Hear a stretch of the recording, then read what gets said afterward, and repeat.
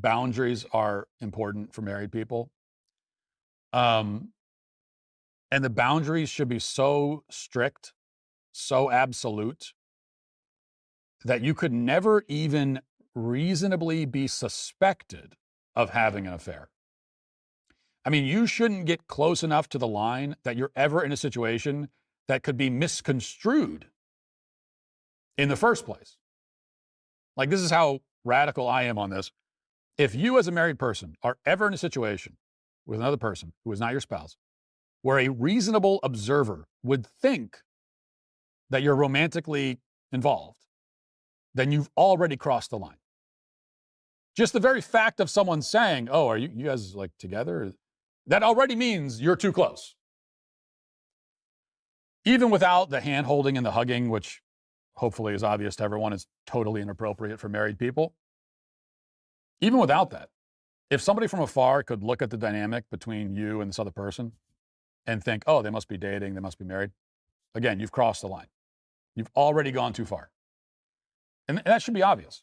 Like, having any kind of intimate interaction with a member of the opposite sex when you're married is cheating. I'll put it that way. Any form of intimacy at all, period, with a member of the opposite sex when you're married is already cheating. Intimate conversation, intimate hug, intimate anything. You're already there. Or at least you're on the path. Like, intimacy is what comes first most of the time. Some form of intimacy. And it usually doesn't, it's not right away. It's not in the first 10 seconds that you're jumping into bed together. That's not how the affairs usually work. It starts with intimacy. And intimacy can be like, we have an intimate conversation. We have an intimate relationship that is not at first physical. We're close friends, closeness, intimacy, that's what we're talking about. You should not have that as a married person with a member of the opposite sex, period. At all. You're at the very least on the way. You're on the path. And to be on the path is basically to be already there, right? Flirting as a married person, obviously cheating.